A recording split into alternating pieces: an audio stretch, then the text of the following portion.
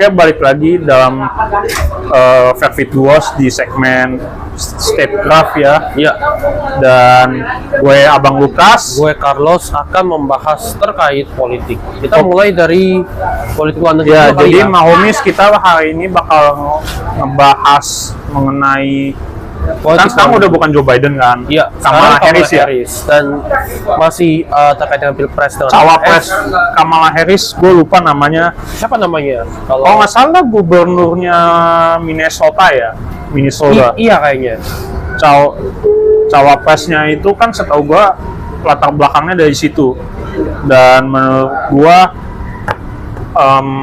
track recordnya beliau ini namanya Tim Walz.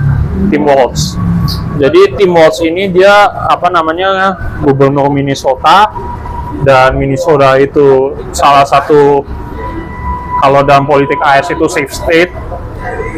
Dan beliau ini belakangan ini dikritiknya terhadap kontroversi mengenai karir dia sebagai veteran militer. Oh iya. Dan dia itu terlalu progresif dan keuntungan dia secara elektoral.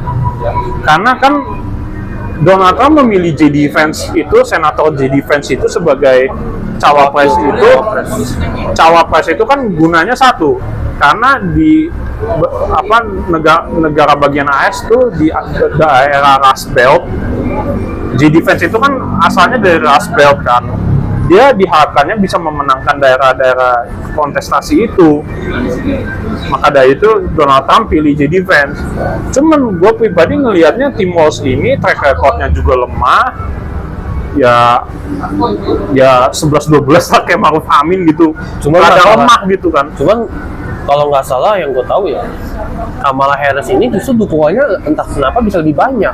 Iya, dan itu dia dapatnya mungkin dari emansipasi black people sama Ya perempuan juga kan kaum feminis kan. Menurut gue di situnya udah oke.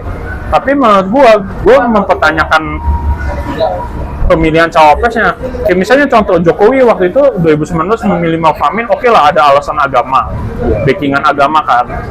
Oke, itu masih masuk akal walaupun wapresnya Maruf Amin sekarang ya track recordnya juga ya nggak gitu bagus, jelek juga nggak, ya biasa-biasa aja Ya, gitu. lah. Iya, jadi gue berharapnya harusnya kan memilih cawapres itu bukan berdasarkan persamaan ideologi juga, lu juga mesti strategis karena intinya kan lu pengen menang. Iya, lu kan pengen bagaimana cara menarik perhatian voters untuk memilih lo. Iya.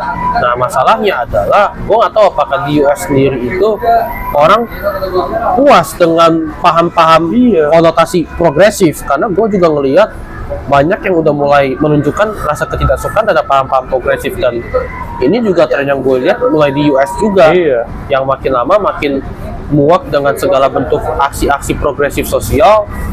Dan apalagi kan kita semua tahu bahwa Donald Trump ini juga mendapat simpati pasca upaya pembunuhan ya. Assassination attempt. Ya, upaya pembunuhan. Iya. Cuman kalau gue mau nanya nih, sebenarnya Donald untuk sekarang ya, popular vote-nya nih untuk sekarang, apakah Trump masih unggul?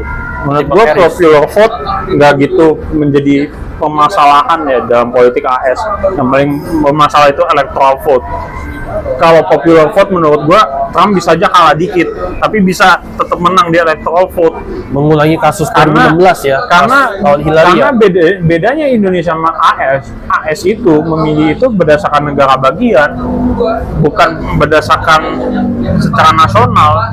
Karena balik lagi AS itu federal, kita itu negara kesatuan, sama-sama republik.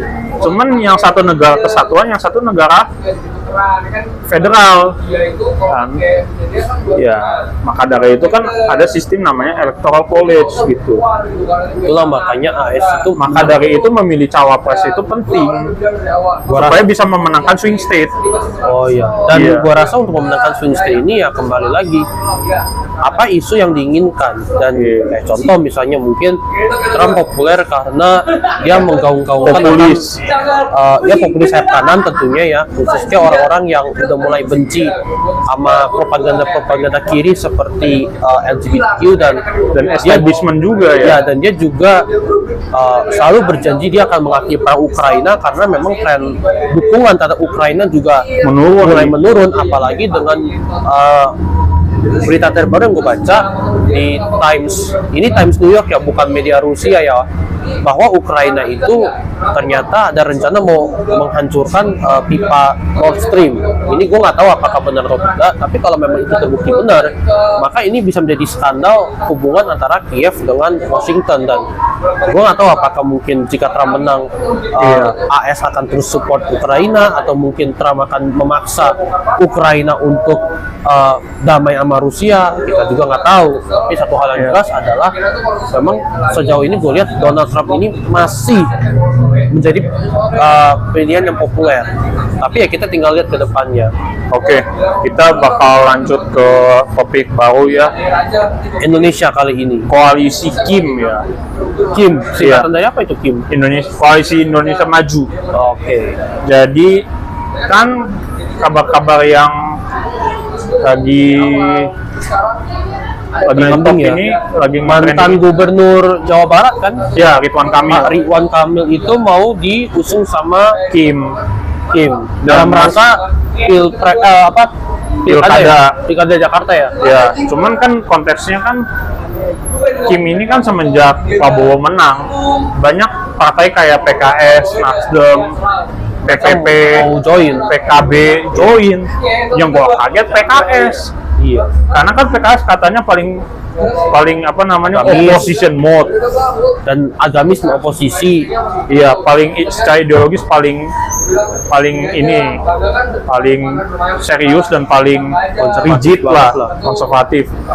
Nah, cuman dalam satu hal mungkin gua nggak gitu herannya, karena Prabowo juga 2019 juga bersatunya sama PKS. Mungkin gua berharapnya secara demografi menteri-menterinya mungkin lebih banyak menteri yang lebih konservatif mungkin ya. Tapi gue nggak kepikiran bahwa bakal terjadi seperti ini. Nah, ini juga menjadi ini menjadi batu sandungan juga bagi PDIP. Karena PDIP nggak bisa mencalonkan calon gubernur dari kader partai dia atau siapapun yang dia mau secara sendiri. Dia nggak suaranya di Jakarta juga nggak nyampe 20% kan. Jadi juga sih.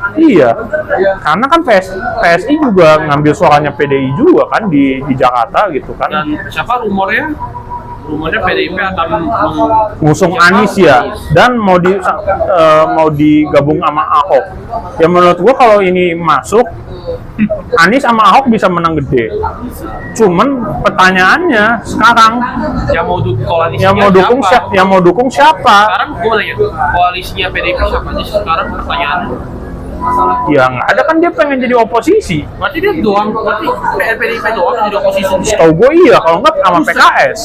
Tapi PKS katanya ya maka dari itu kan, berarti dia oposisi sendirian, dikeroyok sama koalisi. Karena PPP juga udah nggak dukung ini kan, udah nggak dukung koalisinya Ganjar lagi kan, udah masuk ke koalisi Kim juga kan. Ya menurut gue ya sekarang ya udah ya udah, good luck kata gue. Lu pengen jadi oposisi ya udah. Jadi menurut gue ya percuma lu mau partai terbesar di DPR sih. Tapi lu nggak punya teman. Tapi lu nggak punya teman, iya. Aduh. Dan menurut gue ngomongin soal ideologi, katanya ideologi konsisten, tapi iya kan ideologi ngakunya konsisten, kiri progresif suka noise, tapi malah konservatif Islamis mengenai kayak Palestina dan lain-lain kan. Dan U20 kan, U20 terutamanya yang menyebabkan Ganjar yang tadinya kalah. dia akhirnya nggak mau ya. Iya. Karena faktor kita sudah mempersiapkan ini tapi ya kita tidak mau. Ya walaupun udah soal Israel Palestina ya memang kita memang suka nggak suka karena ya Iya. mendukung Israel juga it's a very good choice gitu loh Iya. dengan situasi sekarang. Tapi kalau misalnya memang nggak siap jadi apa tuan rumah, ngapain ngajuin jadi tuan rumah? Karena memang suka nggak suka ya tuan rumah. Tapi kalau dubesnya Palestina aja masih oke gitu, Sebenarnya kenapa kita itu kita juga nggak perlu minta izinnya dubes Palestina kali untuk menentukan lagian juga partisipasi? sebenarnya kan masalah tuan rumah itu kan Iya, apalagi Olimpiade ini masih mending FIFA karena kalau kayak FIFA kan itu kualifikasi dulu pesertanya. Tapi kan kalau kayak Olimpiade kan semua negara itu harus ikut kecuali kalau dalam kasus ya Rusia ya dan Belarus ya itu kan mereka depend sama langsung dari IOC-nya. Tapi kalau partisipasi kan mau nggak mau semua harus ikut. Itu artinya kalau kita lihat konteks sekarang PDIP ini makin menyusep ya kita nggak tahu apakah PDIP Iya. makin jadi partai buram kan. Nah sekarang kan katanya PDIP pengen usung Edi Ramayadi. Di Ramayadi Cuman sekarang musuhnya Bobi Nasution, dan Edi Ramayadi itu yang seperti yang lu tahu nggak gitu populer juga di Sumut. khususnya bagi orang Indonesia. Kalau nggak salah kan dia sempat jadi kader Golkar ya. Terus tiba-tiba sekarang jadi diusung sama PDIP jadi kader PDIP. Ya menurut gua PDIP sama ini ngomongin banyak tentang katak, melompat dan lain-lain.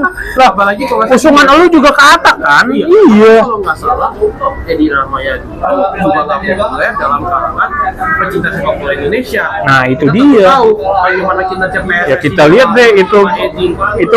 apa mentransfer jadi suara nggak di Sumut. Gue nggak tahu deh dinamika Sumut itu Kalau banyak. di Sumut ya gua tahu ya, karena Medan ini kan banyak orang Melayu dan Iya.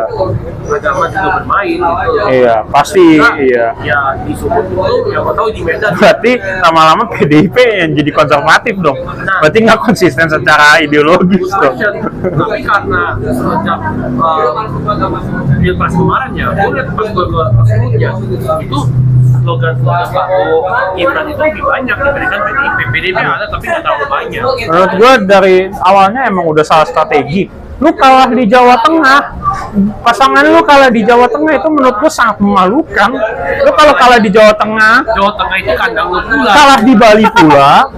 yang notabene kandang PDIP. Oh, Bali itu 60% PDIP, Bu. Kalau lu kalah di Bali, ya menurut gue lu nggak usah calonin aja, udah pasti kalah total lu.